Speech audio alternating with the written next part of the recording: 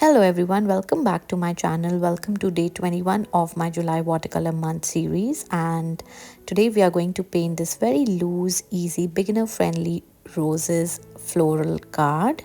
So grab your supplies and let's get started.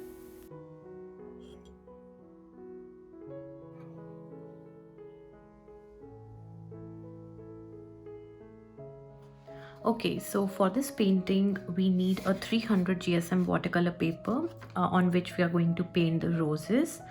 And then for the card you can use any colored sheet. I am going to use a colored sheet today because I want a different look of the card. I don't want it to be plain white. But this is really important that for the 3D effect you should be using a solid 300 GSM watercolor paper, because it's going to be lifted from the card and it shouldn't be a thin paper. So I'm going to paint roses on this one. Let's get started.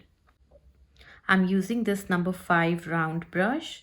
Number 5, number 6, any number brush can work for this. And I have these watercolors here with me, and I'm going to use pink color.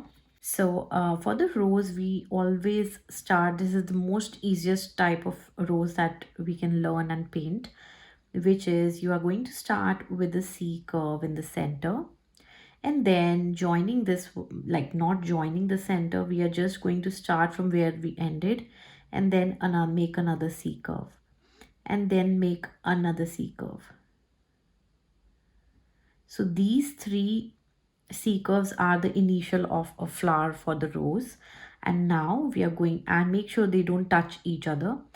And then we are going to just press our brush against the paper a little more, and then it's going to give us a broader petal like that.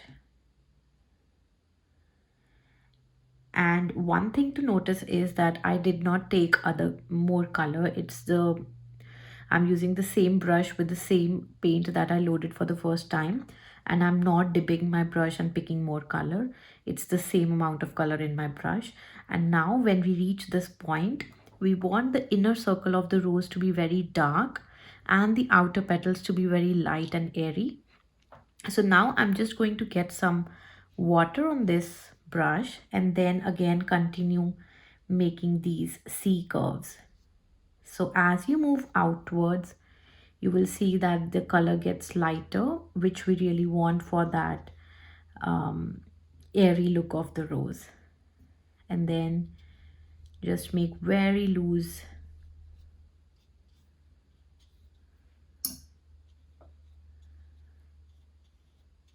If you feel that your brush has still plenty of water, you can wash your brush, rinse your brush, and then just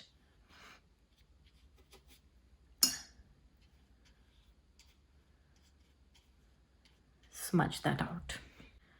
Once that is done, we are going to add the same color to some of the places and let the color bleed wet on wet like that. We are going to do the same thing here, but I'm just going to give a little more variation. So I'm going to add a lot red and less pink, and then I'm going to paint another one here. So for this one also, I'm going to start with very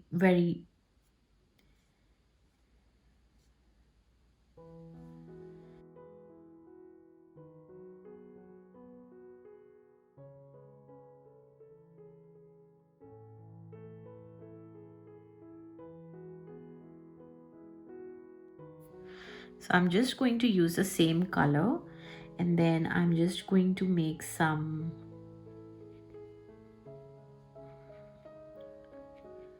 kind of fillers, floral fillers like that, coming in, and then maybe one here.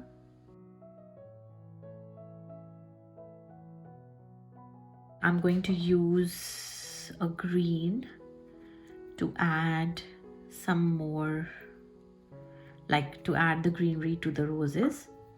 And to paint that, we are just going to use it in a very ziggly motion like this, and then join these lines together to make that very loose floral. The leaves for these roses are usually like this, having some little spikes.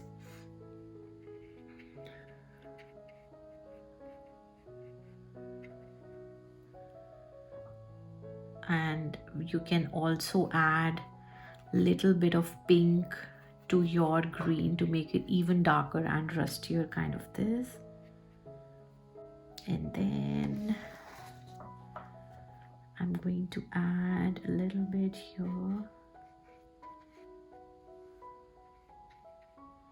You can actually see whatever shape of leaves you want. It's totally up to you. I'm going to make one which is peeping from here.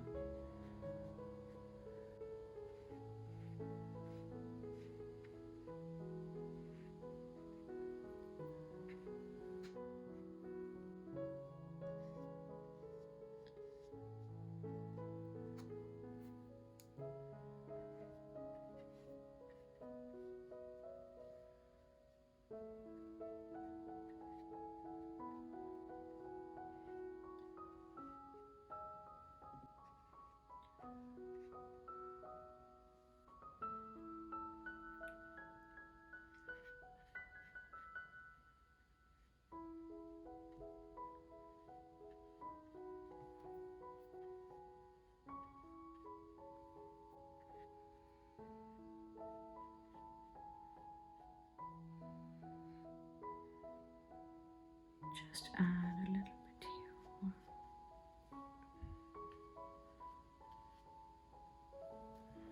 And now I'm just going to use any black gel pen and just connect these fillers with a line.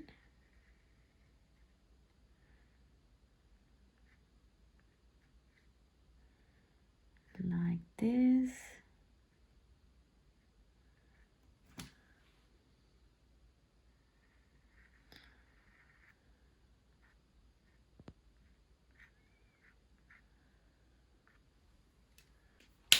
And now we will let it dry completely. So this is almost dried up, and now the next thing is that we are going to cut this out, not completely, just not line by line or edge by edge, but we are going to keep a white margin before cutting. So for your convenience, you can always draw with the pencil first and then you can start cutting it, but I usually cut it directly because then there is a hassle to erase the pencil lines as well.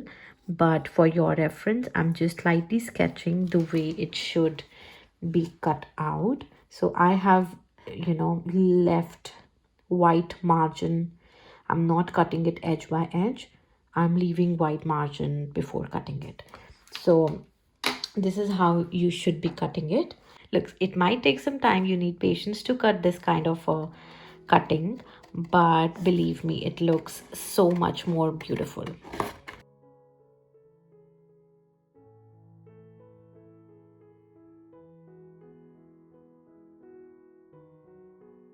So this is how it's going to look when it is cut down, leaving some white margin, and already it's looking so pretty. Now is the time to assemble the card. So I am taking this sheet, I'm going to fold it into a card.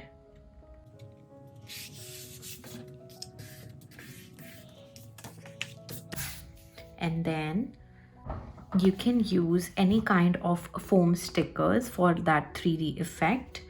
So I'm using this. You can also use a double-sided foam tape to give it a 3D, to give that height. So basically try where you want to place your how you want to place your this floral composition. I feel that the bigger flower can be upside, and I feel this is going to look good. So I'm going to just place all the stickers on the back of this one.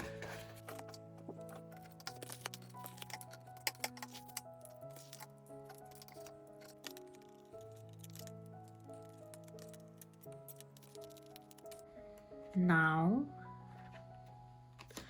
let's paste it here. So I'm not going to put it like this because it's going to look too symmetrical. We want it to be look natural, so I'm just going to tilt it like this, like diagonally, and then I will try and place all the petals on the card like that, and then just press it in. And here you have your beautiful easy watercolor floral card. These roses you can use anywhere. You can paint on some boxes, cards, and just paint them and frame it for your room as well, for home decor, and it becomes a really personalized card for any occasion. So I hope you all enjoyed this tutorial, and if you did, then please do not forget to like, share and subscribe to my channel. That means a lot to me, and I will see you guys in my next video with day 22 of my watercolor series. Also, I have a giveaway running right now till 31st of July, and make sure you check the details in the description box below and enter in the giveaway. There's a chance to win a Winsor and Newton 46-piece watercolor set. So make sure you all enter the giveaway and follow all the rules.